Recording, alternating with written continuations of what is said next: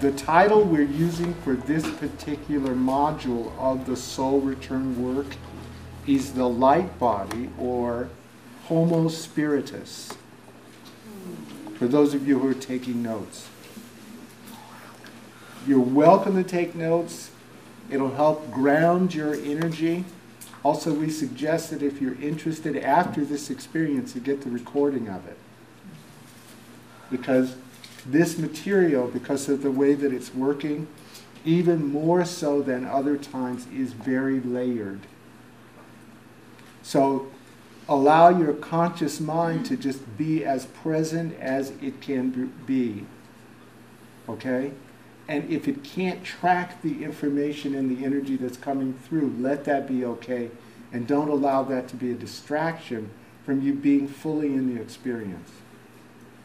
And what's going to happen today is all of your significant receptor centers that you refer to as, chakras, vortices, glandular systems, all of that, all of those receptors are open today, like full open. And there is a dynamic integration process that's happening that amounts to a kind of initiation.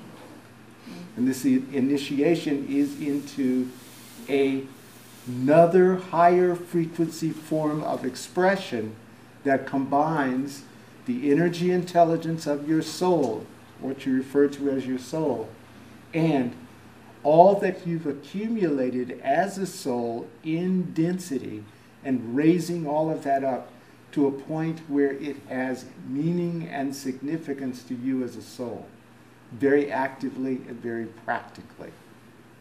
And when that happens, that alchemical process produces a totally new way of being in this reality and beyond, and full access to what's beyond here in a very practical kind of way.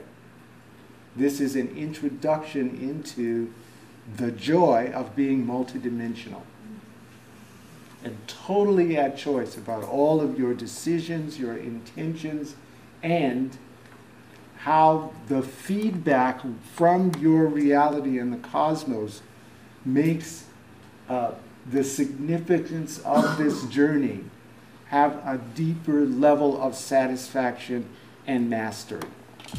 That's what you're here to do today, and that's what this is all about. We're going to touch on some points that allow you to more fully understand that and celebrate the process of having gone through density, like handling your emotional stuff, from the level of soul as well. It's like, you guys on the path here have noticed in the past, as you've done your deep inner work, that there is a lot of times resistance to dense emotional material coming up. Grief, sadness, anger, remorse, etc. You have expanded consciously through that work to be able to be the context for the rising of those crystallized thought form experiences this lifetime and beyond. And as that context, you have been the energy, the agency, let's say, the energetic agency for the dissolution of that density. Here's the key. You've done it all for your soul. In fact, the only way that soul can grow and accomplish is through a vehicle like you. And your reticence that you feel at going through the process is actually coming from soul as well. Soul itself has had a deep-seated and unconscious to you ambivalence to this part of the process until now. So it has built up its experience through the experiences that you have had. So now it's reached a tipping point where it wants full immersion in the energy, intelligence, information that you as its vehicle have gathered over lifetimes. So a lot of the stuff that gets triggered in you in your solar plexus in your heart, in your gonads, in your root, have to do with things that have happened this lifetime and in all other lifetimes in the context of the soul that you are. This is a kind of, I hate to use the word, but it works, a baptism on the part of soul into the experience of its total renewal. And it's doing that through you. How's that going to look in the ensuing years, you in a body? It'll look like physical, emotional, psychological regeneration. It'll look like that. It's already beginning. You guys have noticed that. You can come and sit in a room and be in your soul energy and drop 10 or 15 years in nanoseconds. You do it every time you come here. That's going to accelerate. And the ability to hold that and allow that to expand and express itself in all the subtle ways that it wants to, with your permission, that ability is online as of today. So, pretty exciting. And that's the celebratory energy that's underneath all of this. One of the things that the process requires to maintain its momentum and acceleration is enthusiasm.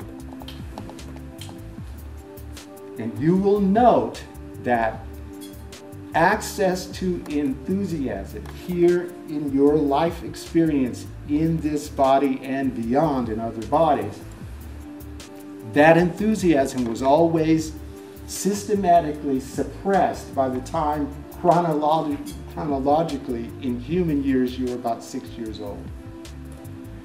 What holds your enthusiasm, what is the conduit for that, is your pineal gland. Okay? That is the mechanism, right?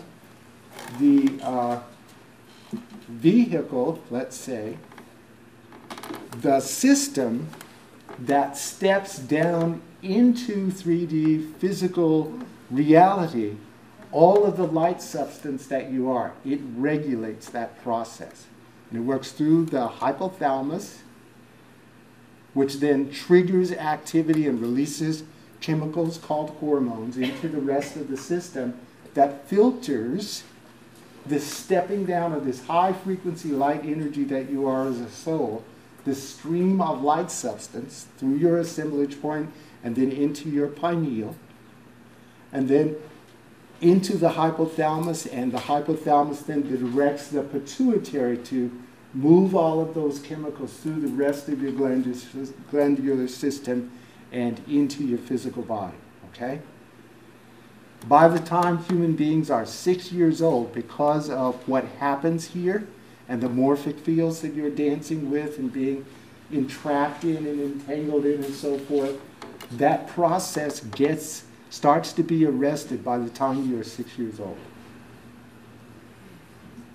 This is the undoing of the arresting of that process. What you've been doing for the last 10 or 15, 17, 20 years is the undoing of that process. It is the release of the pineal, pituitary, hypothalamus triad.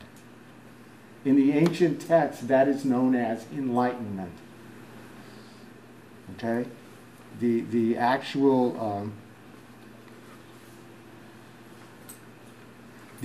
structure of that triad is referred to as the cave of Brahman.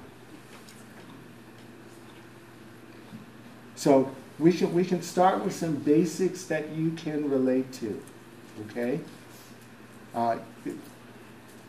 In the context of all of this happening. Now let's start with what's been referred to in various sectors and in teachings and so forth as the emotional tone scale. Okay? So the natural state of soul expressing through a being, the highest expression, the highest emotional expression is one called enthusiasm. Okay? That is another word for another way of saying enthusiasm is unconditional love or unconditionality. Another way of saying that is total acceptance and allowing. When the being, filled with enthusiasm, and enthusiasm means God in us, so it is that state of being a God expression, conscious of your expression as God in expression. So there is this state of enthusiasm or divine joy or bliss, or whatever you want to call it. As soon as it encounters density, and that's the 3D reality, the first experience that it has is resistance to the presence of its own enthusiasm. It makes a judgment about that, an emotional and intellectual judgment, in being in that comparison or that duality. Enthusiasm, non-enthusiasm, right? And that expresses itself as a judgment that this doesn't feel good, this is painful. So it takes and it happens automatically, okay? So it takes a sensation called enthusiasm meeting resistance to enthusiasm, or contact with something denser than the frequency of enthusiasm, more dense.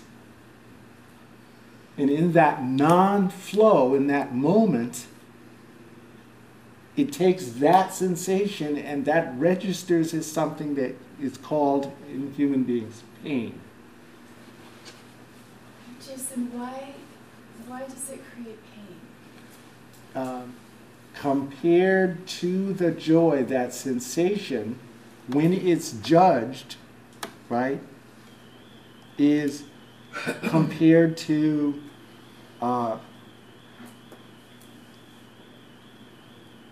the state of non-resistance that is felt as painful.